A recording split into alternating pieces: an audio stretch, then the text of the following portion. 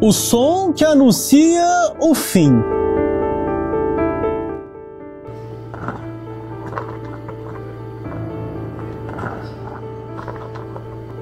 Ruídos que marcam o encerramento de uma história. O último suspiro.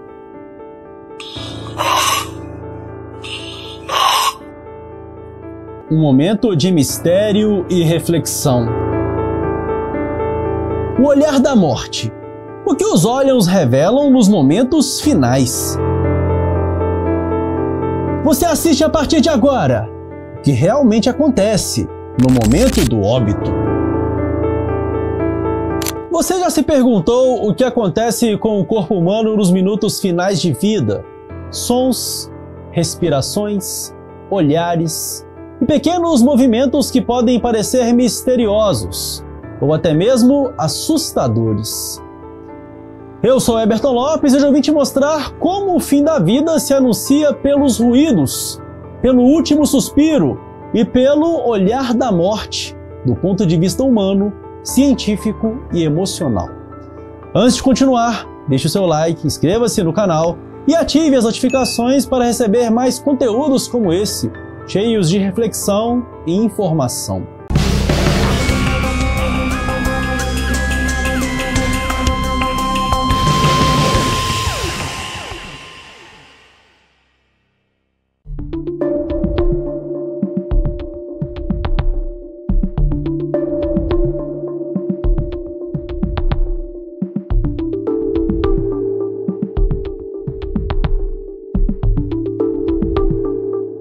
O final da vida é um processo natural, mas muitos dos fenômenos acontecem no silêncio, longe do entendimento da maioria das pessoas.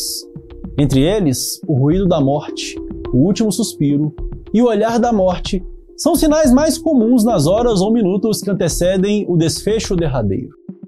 Hoje vamos entender o que são esses fenômenos, por que acontecem e o que eles representam do ponto de vista humano e biológico.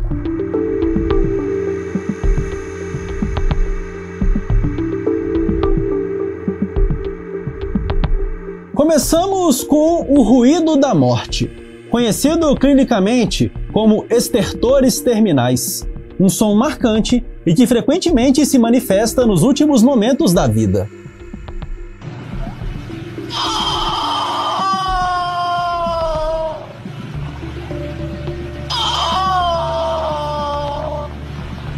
Esse ruído é registrado quando o sistema respiratório não consegue mais funcionar plenamente, marcando o processo de desligamento do corpo.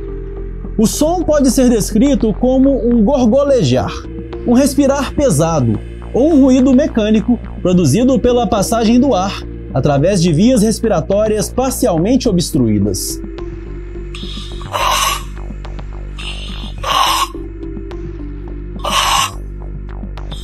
O estertore terminal é resultado do acúmulo de secreções na garganta e nos brônquios, quando o corpo começa a desligar suas principais funções vitais. O reflexo de engolir, tossir ou limpar as vias aéreas se perde. Assim, o ar que entra e sai dos pulmões faz com que esse fluido se mova, produzindo um som característico que em muitos casos pode durar horas. É fundamental destacar que, embora esse som possa ser intenso e emocionante para os familiares que acompanham o momento, ele não causa dor ou sofrimento ao paciente. O barulho é comumente confundido com um sinal de agonia, mas na verdade, ele é apenas um efeito mecânico do movimento do ar que passa pelo fluido e pelas vias. Nesse estágio, grande parte dos pacientes já está em um momento de inconsciência, ou em certos casos, em coma profundo, sem qualquer consciência do que se passa ao redor ou em seu próprio corpo. Os estertores terminais costumam acontecer mais frequentemente em situações onde o paciente está sob cuidados paliativos ou enfermo no final da vida, como ocorre no tratamento de condições como câncer, doenças neurodegenerativas ou insuficiência multiorgânica. Profissionais de saúde recomendam nesses casos mudanças suaves na posição do paciente, o que ajuda a redistribuir os fluidos e reduzir a intensidade do som. Além disso, poderão ser utilizadas medicações anticolinérgicas, como a escopolamina ou a glicopirrolato, que atuam reduzindo a produção de secreções. Essas medidas visam não apenas tornar o momento mais sereno para os familiares, mas também oferecer aos cuidadores um ambiente menos angustiante. Para muitos profissionais de saúde e pessoas ligadas ao cuidado paliativo, o ruído da morte é visto como uma parte do desfecho natural da vida, uma lembrança audível do processo final que desliga o corpo das suas funções. Ele é um fantasma para quem o associa ao sofrimento, mas quando compreendido, pode ser aconchegado como um dos derradeiros passos do ciclo da vida. Além do ruído da morte, outro fenômeno marcante no final de uma vida é o tão chamado último suspiro. Você sabe o que acontece nesse momento?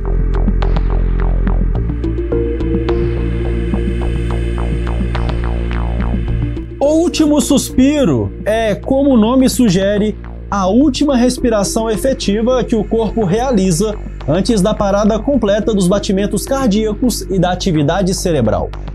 Muitas vezes, é um fenômeno que pode parecer simples para quem está presente, mas ele delineia uma série de eventos complexos e marcantes no organismo humano. Esse último evento é geralmente anunciado pela respiração agônica, um padrão respiratório irregular que pode ocorrer nos minutos ou segundos finais de vida. A respiração agônica é caracterizada por forte esforço do corpo para realizar uma inspiração, seguida de longas pausas entre as inspirações. Ela costuma ser ruidosa, muitas vezes acompanhada por um som gutural ou grave, e pode causar impacto em quem a presencia. No entanto, esse padrão respiratório não é um ato voluntário ou consciente. Em vez disso, é uma reação automática do cérebro, que ainda faz uma última tentativa de manter o funcionamento do corpo, apesar de a maioria dos sistemas orgânicos já não responderem. O cérebro, particularmente o tronco cerebral, tem um papel fundamental nessa etapa. Ele é o responsável pelo controle das funções respiratórias básicas. Mesmo em estado terminal, há estímulos residuais que ativam os músculos responsáveis pela respiração, gerando esses últimos movimentos. É como se o sistema nervoso central ainda enviasse um reflexo final de vida ao corpo, mesmo já sem esperança de retomada da função plena. Essa respiração pode durar alguns minutos ou, em casos mais raros, até meia hora. Ainda assim, ela não significa que o corpo esteja em sofrimento. Na maioria das vezes, o paciente já está inconsciente ou entra em estado de insensibilidade profunda, geralmente resultado da falta de oxigenação adequada para o cérebro. No momento do último suspiro, todos os grandes sistemas do corpo finalmente cessam suas atividades. Os pulmões param de funcionar, o coração deixa de bater e a atividade cerebral se torna inexistente. Esse marco não tem procedimentos técnicos que o sigam imediatamente. É o ponto final do que mantém uma vida em movimento.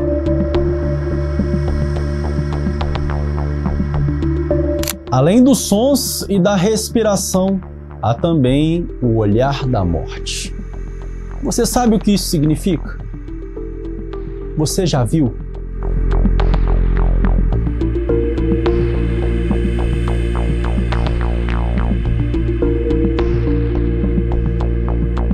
O chamado olhar da morte, também conhecido como olhar de 1000 jardas, é um fenômeno que frequentemente se manifesta em pessoas próximas da morte ou que encontram-se em situações de extremo sofrimento físico ou emocional. Esse termo originou-se durante a Segunda Guerra Mundial e era usado para descrever o olhar fixo, distante e vazio dos soldados que vivenciaram traumas extremos em batalha. É uma expressão sem vida, mas que carrega dentro de si uma história profunda de dor e deslocamento. No contexto médico ou paliativo, o olhar da morte é um sinal visível de uma pessoa em seus momentos finais, quando o corpo começa a desligar. Nessa fase, o indivíduo já não tem mais a mesma conexão com o presente ou a realidade ao redor. Os olhos podem ficar sem brilho, vidrados ou levemente abertos, mas sem foco. É como se a pessoa olhasse para além do que está diante dela, transmitindo a sensação de transcendência ou distanciamento. Além do contexto clínico, o olhar da morte foi notado em alguns famosos que enfrentaram doenças graves e apareceram em público nos seus momentos mais delicados, ilustrando como esse olhar desnuda uma realidade cruel, mas também carregada de resiliência e humanidade. Marcelo Rezende, a batalha contra o câncer. O jornalista e apresentador Marcelo Rezende, um dos nomes mais conhecidos da TV brasileira, teve o olhar da morte notado durante sua luta contra um câncer pancreático e hepático avançado. Em diversas entrevistas e aparições públicas nos meses que antecederam seu falecimento, ele demonstrava um olhar fixo, sem o brilho alegre dos seus dias nos telejornais.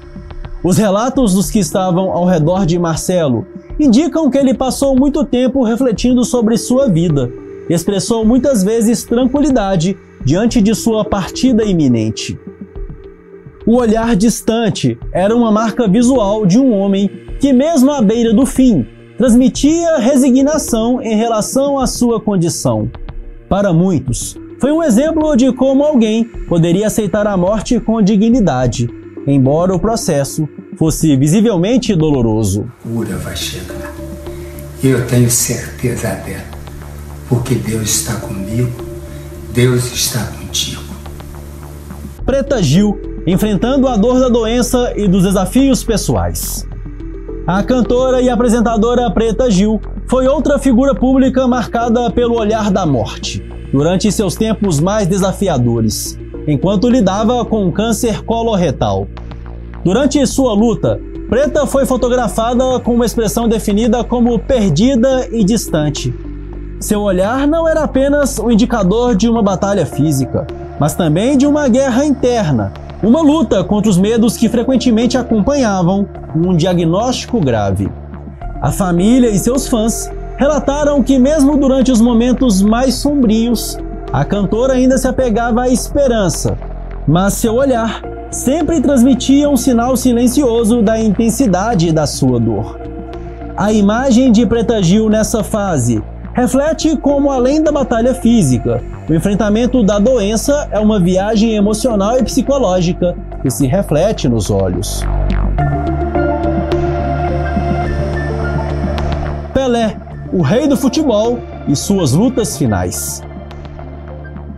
O caso do icônico jogador Pelé também serve como um exemplo do olhar da morte nos últimos anos de vida.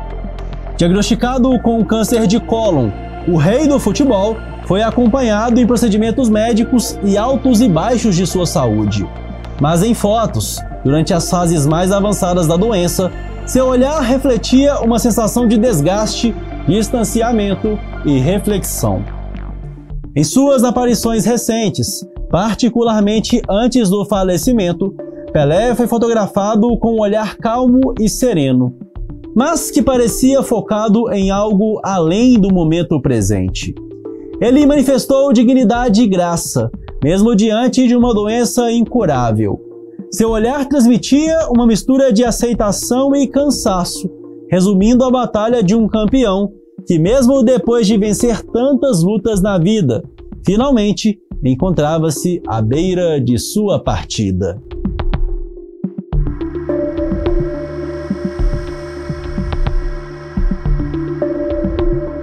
O olhar da morte, ou olhar de 1000 jardas, é mais do que um indicador físico. Ele é um símbolo de uma transição. Esses olhares marcam o momento em que o corpo está desligando e a mente parece transitar para um estado de desapego. É um olhar que pode ser descrito como uma janela entre a vida e a morte, um sinal visual de que uma jornada está se encerrando.